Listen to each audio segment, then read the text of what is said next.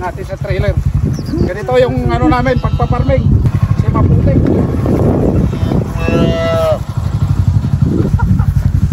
Ganda lang kulay oh. Yan guys, nagtatampon tayo ng cap. At lain muna natin dun sa heater. Grabe yung putik, kaya imumove na naman natin yung ating mga baka. Ganun talaga ang buhay. Putik, kumanda na yung panahon, pero ano pa rin, maulap pa rin. Tingnan nyo yung weather oh. Ayan guys, cloudy pa rin, kaya hindi pa rin ganong matuyo-tuyo yung lupa. Ay yung ground. Ayun, dadaputin natin yung ating mga calf. At may 5 nanganak dun sa hiper. Tapos 4 sa kausap ko na naman ngayon. Kasi may yung isang pinanak kahapon, yung pinanak natin. Kaya ayun, ito yung ating mga hiper. Ayan.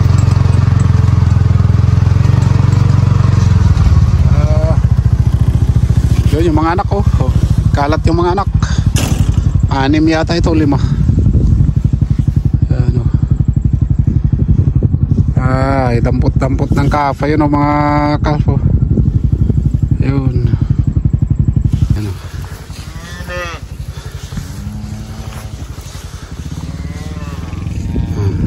Yung mga anak ko, kalat o. Ayun. Ayun. Ayan. Aming mga calves.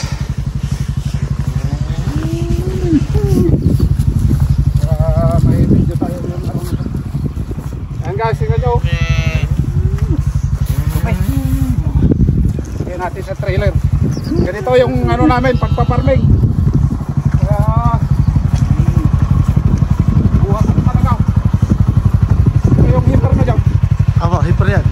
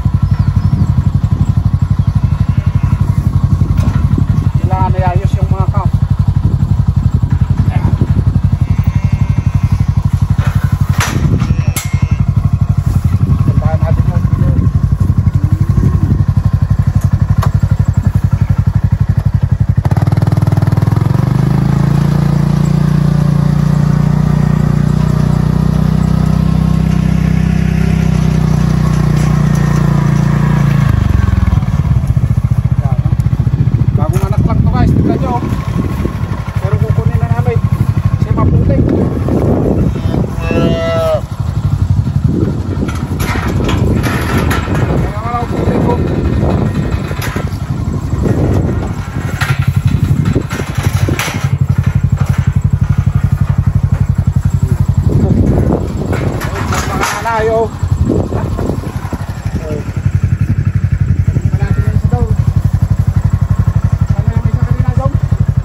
Ito po. Ayun. Saway.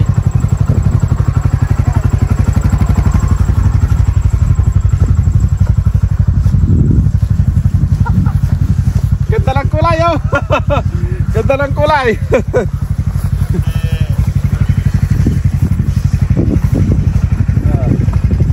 Diba? Yung buhay namin farmer. Magbabaka.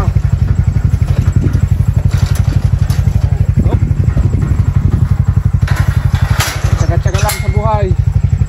Meron pa tayong isa daw.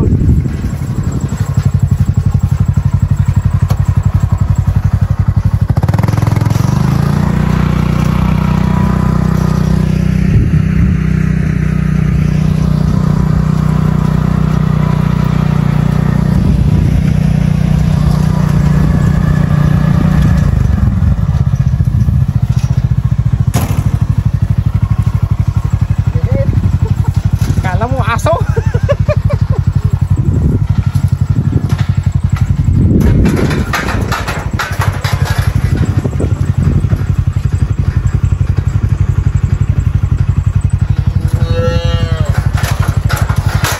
May kukunin pa tayong 4 doon guys. Ganito lang yung sistema namin pagdampot ng calf. Yan, kita nyo naman. Pero may mas malaki pa kaming trailer dito guys pagka kasagsagan na nilang mga anak. Ngayon kasi paunti-unti pa lang to. 5 yung nadampot natin dito. Jom, pa-extra ka. Yun. Si Jom. Easy day na tayo ngayon. Dalawa kami mag-partner yun, no? Easy day daw, o busy day o easy day. Yan, tawanan lang, ganun lang ang buhay. Oh, di ba, Jom? Sila ako.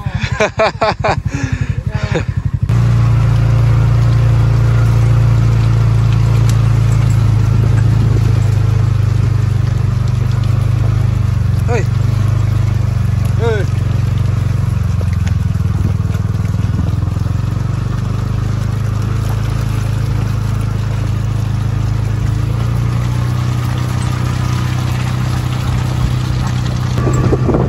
Ito naman yung isang map at pagkakuha natin ng calf dito, ililipat natin tong mga to sa ibang paddock. Kasi sobrang maputik na guys. Oh. Grabe yung putik. Guys, na-pick up na namin yung mga calf. May 10 tayong nakuha. Mayroong isa pa rin na ano, hindi namin nakuha.